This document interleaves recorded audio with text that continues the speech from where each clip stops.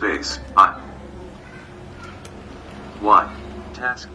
waxa uu ku guda jiraa diyaarinta imtixaan u dhawaan geli doono Yunus oo ah wiil aragga naafaka waxaad iga warantaa jaamacadda imtixaanka horta golmi gelina wiiga soo socdanaya okay markaan sidii kii hore home take waxa uu geliyaa jaamacadda ma sahlana inaad diyaariso imtixaan adigoo aragga naafaka waxaana uu ku dhawaad 20 sano ayuu aragga naafaka yahay Yunus iminkase waa uu la qabsaday in uu dhigto jaamacadda waxa uu sahlaysa tiknoolajiyaddan casriga laptopku kaliya wuxuu yahay wax aan hanti u leeyahay laakiin isticmaalkiisu isku maana wanaagsanay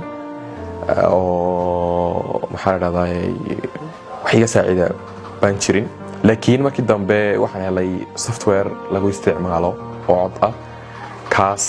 oo kalifay markaa inaan maalinba wax la qabsado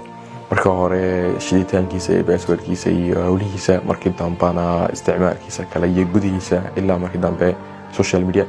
oo ku isticmaalaa Facebook hadday noqoto Twitter hadday noqoto YouTube hadday noqoto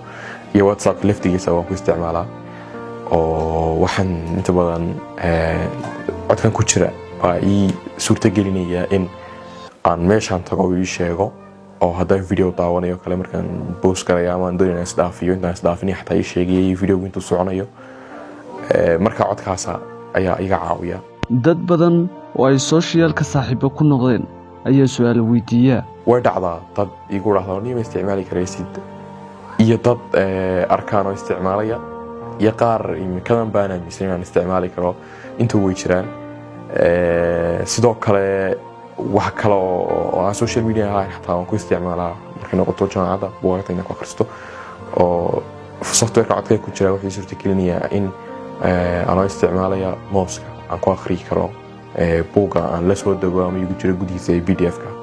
maanta waxa uu iga sheekeynayaa maalmo aanu jeclayn in la xasuusiyo murugadooda may walaal kumaan dhalan laakiin markii aan jiray 9 bilood sida la sheegay baan xanuunsaday kadibna dhakhtar baa la geeyay dhakhtarkii markaa isla dhakhtar magaalada Hargeysa joogo wuxuu kanaaca haysa aduu hooyo marka hore ka timi markii dambe la igu celiyay kadibna irbadii kanaacoon irbadii kanaacada igu muday irbadii kanaacada markii la igu muday kooman galay aduu waxaan koomada ku jiray 7 habeen ilaa 8 maalmood markaan ka soo kacay markaan ku soo kacay kadibna dhaqaatiirtii la geeyay waxay sheegeen in xididada aragga soo qaaday irbadani sheego saameyn ku yeelatay kadibna saas ay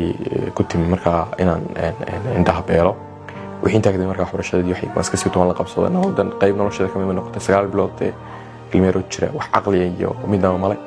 markaa waxba qiimeeyo ma lahayn aragti iyo laakiin san ma ku kacaaman kula qabsaday noloshada xabsada baariskii cable TV Hargeysa